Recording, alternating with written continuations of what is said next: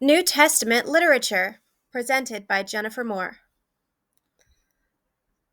The New Testament is a collection of historical writings that testify of the new covenant relationship through Jesus Christ.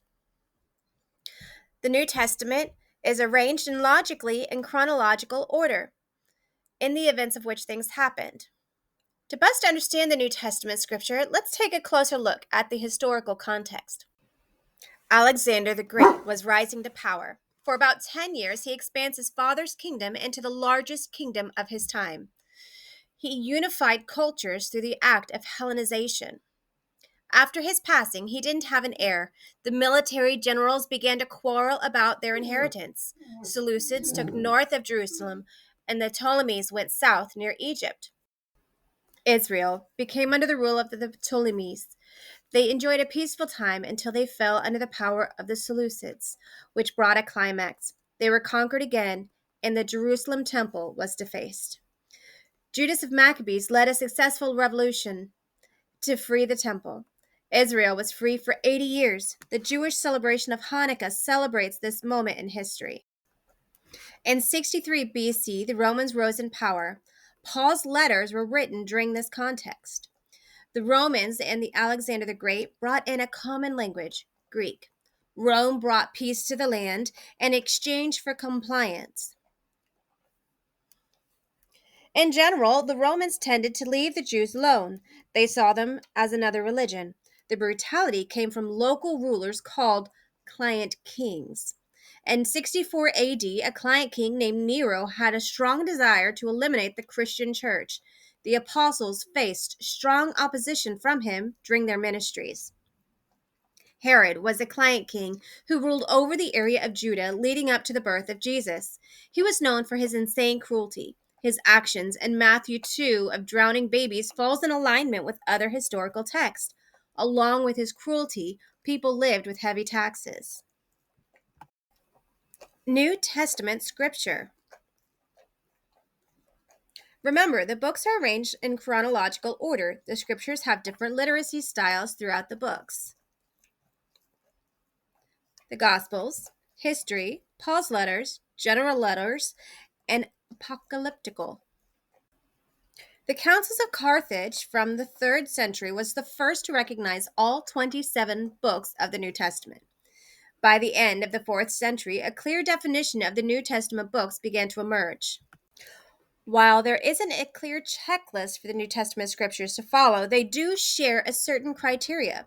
The documents must reflect conformity to the teaching of Jesus and the teaching of the apostles. The church as a whole must agree that the writing found value and authoritative, must have been written by the apostles or someone closely associated with the apostles. The Gospels. This includes Matthew, Mark, Luke, and John.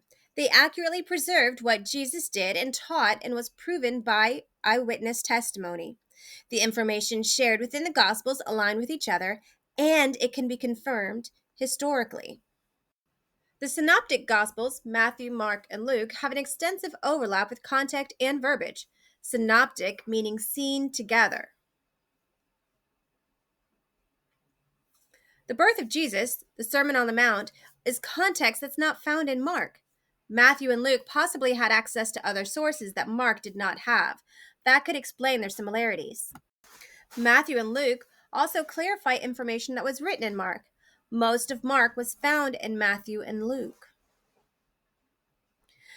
History. The book of Acts, the authorship is unknown, but some believe that it could have been Luke.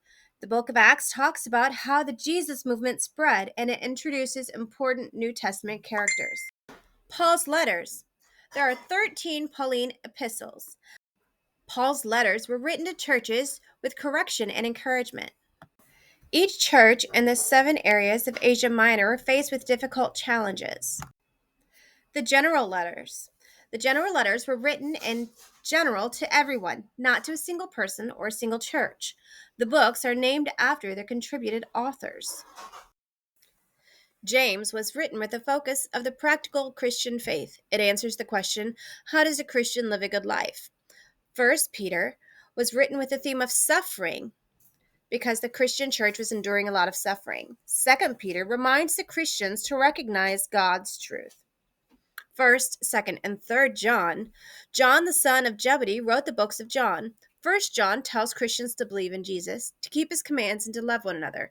2nd John talks about the truth, love, and obedience, while 3rd John brings together truth and fellowship. Jude was a central message to fight for the gospel. Jude warns the churches to be watchful of people coming into the church with false teachings. The authorship of the book of Hebrews is unknown. It's included as a letter. The book focuses on the supremacy of Jesus Christ. It brings attention to his sufferings, temptations, and how he overcame both. The book of Revelation outlines the final goal of God's redemptive plan. It's a letter that was sent out to the 7 churches of Asia Minor. The book talks about John's vision, and it includes several symbolic messages.